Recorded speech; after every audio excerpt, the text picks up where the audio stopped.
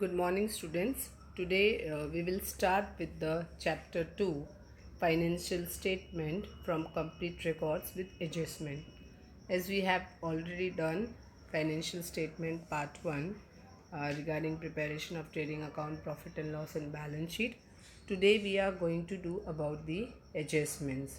Now, in this chapter, we will study about some of the adjustment related to closing stock, outstanding expenses, prepaid expenses, depreciation, then interest on capital, interest on drawing, interest on loan, provision for doubtful debt, then provision for discount on debtors, charity in form of goods, drawing of goods, deferred revenue expenditure, abnormal losses. These are some of the adjustments which we are going to study in this chapter.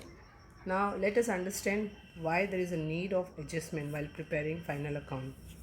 Now, as we all know, the basic objectives of preparing financial statement is to exhibit the basic objective of preparing financial statement is to exhibit true profitability position and financial position of the business entity. Now, like for example, if trading account and profit and loss account is prepared at the end of the accounting year, then all the expenses are shown in P&L account debit side and all the income shown on P&L account credit side.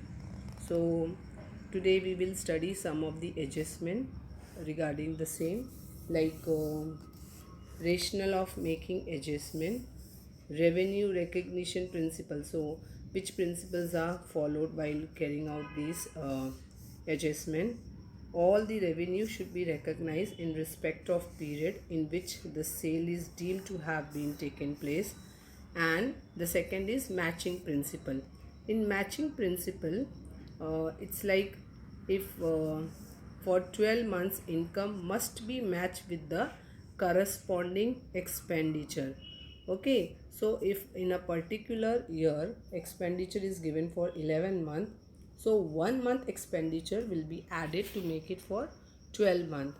So while carrying out the adjustment, we have to follow this revenue recognition principle and matching principle. Now let us go with the various adjustments which we are going to study in this chapter. So adjustment entries, like entries passed for bringing into the record the current year transaction which have not been included in the trial balance, are called adjustment. So here like some of the expenses due but not paid, income due but not received, expenses paid in advance, that is prepaid, or income received in advance, that is advance received. So we will discuss about each and every adjustment.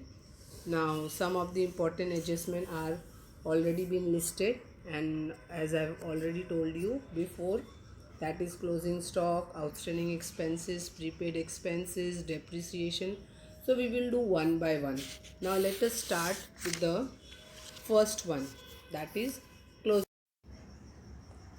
So closing stock means the goods remaining unsold at the end of the accounting period is known as closing stock. So here one example is being given, like if good is purchased for 8,000, the market value of good is 10,000, then it should be valued at 8,000. Okay, the lowest value is being taken. But if the market price of the good is 7,500, then the lowest value will be 7,500. So 7,500 will be taken. This lowest value concept is being as per the principle of prudence. That is, if anticipate loss, adjustment for loss should be made in the same accounting year. So following this accounting concept, the lowest value of the stock is being taken.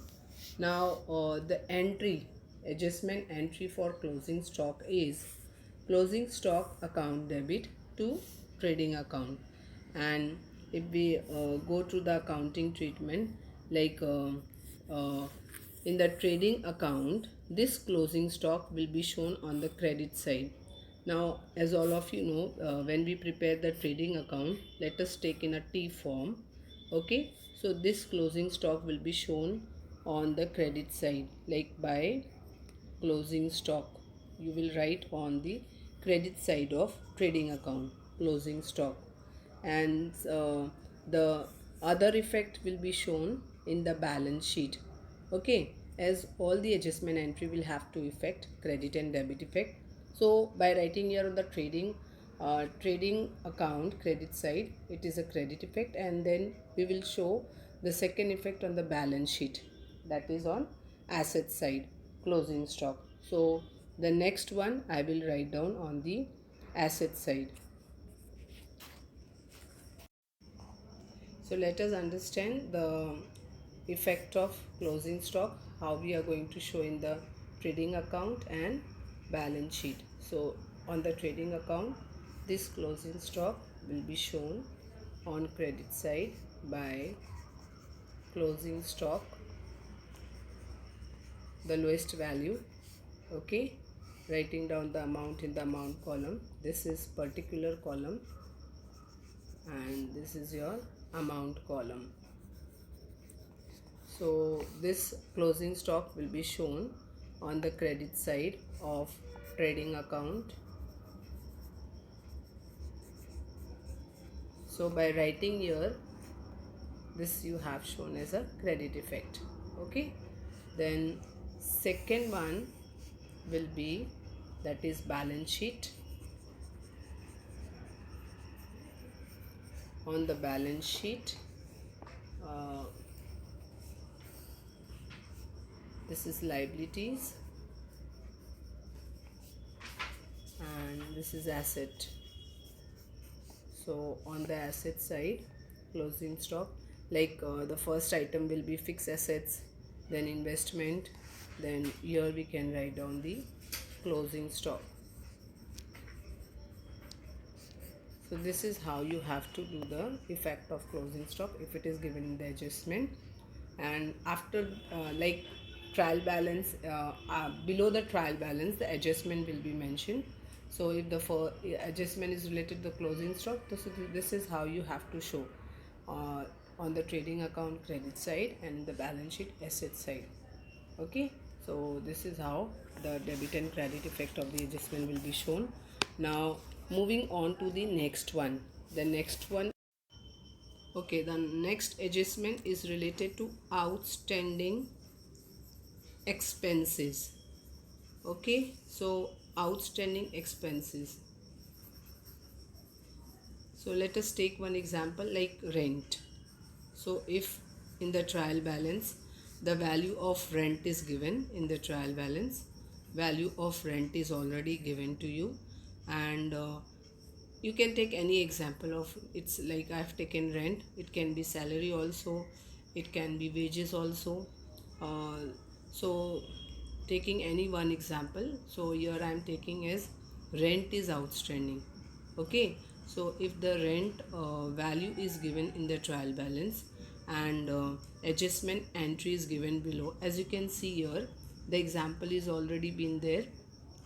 In the example trial balance, wages is given 5,500 and rent value is given as 11,000, and adjustment entry is there, wages due but not paid. Okay, so wages due but not paid, that means wages are outstanding. So from the trial balance, from the given question of trial balance, I will while doing the adjustment entry related to any expenses outstanding in the trading account, we are going to write down that particular expense. So I will just show you in a T form. Suppose any expense, I have taken rent. So here, taking the value of rent from the figure, like 11,000 is the rent which is given in the trial balance. Now adjustment entry is rent for December is unpaid, that is rent for December is unpaid, so that is outstanding. So plus outstanding rent 1,000, so 11,000 plus 1000, the value will be 12,000. This 12,000 will be written in the outer column, and 11,000 plus 1,000 outstanding will be shown in the inner column of profit and loss account. So one adjustment is over here in profit and loss debit side. So other adjustment of the same will be shown in the balance sheet. So here students, as you can see, rent is added. Okay, it is on the debit side showing the debit effect. So other will be the credit effect. Outstanding rent on the liability side 1,000. So rent is outstanding, so any outstanding expense is treated as liability for the firm. It will be written on the balance sheet, that is liability side, outstanding rent. So this is how you can see one effect is over here and the other effect in the balance sheet. So this is how the effect is shown for any outstanding expense. It is not only rent. Now the next example you can see, it is related to wages. So if wages, so in the that is in trading account, he will write down wages, outstanding wages, and the same will be shown in the balance sheet. And if the same is like for salary, so salary you will write down here plus outstanding salary, and the effect will show in the balance sheet liability side. So for all the expenses, outstanding expenses, this is how you are going to show the effect on final account and in the balance sheet. Okay, so you have to see whether it is wages. So wages, the effect is in the, like we write down wages as it is a direct expense in the trading account. So one effect will be in the trading account debit side and other will be in the trial balance, that is other will be in the balance sheet liability side. Similarly, if it is rent, salary, or any other outstanding expense, it will be added in the P&L as outstanding expense, and the second effect will be shown in the liability as outstanding expense. So students, you will practice these two adjustments, that is first closing stock and next is outstanding expenses in your notebook also. And in the next video I will continue with the other two adjustment entries. So this is how from two adjustment entries will be shown to you in every video lecture, and later on we will take a complete sum related to adjustments entries. So that's all for today. Thank you.